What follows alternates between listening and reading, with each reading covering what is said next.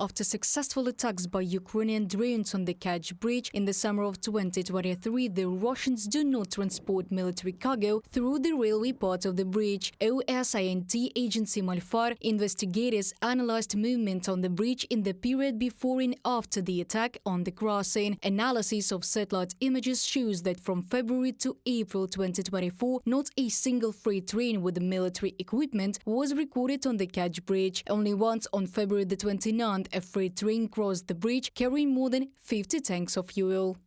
During these two periods, a concentration of freight rail cars was observed at Tamar station in the Rostov region of Russia. The total number of detected freight cars was 1,097 units, while 203 freight cars were known to have crossed the Crimea bridge. These may indicate a reluctance on Russia's part to transport military cargo via the bridge, from an OSINT investigation by the Malfar agency.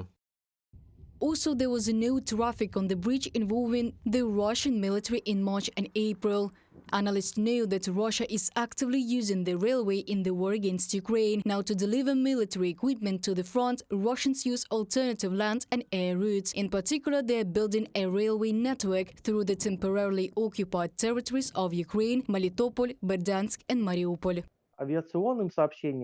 Aviation logistics is very expensive and quite dangerous, given the experience of the same A-50 aircraft, for example. Therefore, they are left with the so-called land corridor, for the sake of which the second part of this entire military epic was organized by the Kremlin. Realizing fully that the bridge was not reliable and had no alternative, they decided to simultaneously build a railway. As of April, the land route through the occupied territories of Ukraine to Russian-occupied Crimea accounts for up to half of cargo traffic.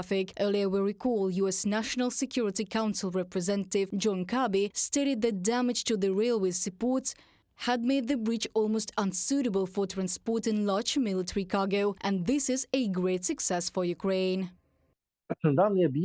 This object was built in the territorial waters of Ukraine. This is a 12-mile zone from the coast. That is, it was built on our territory. According to international law, territorial waters are the same sovereign territory as the land part of the territory of any country.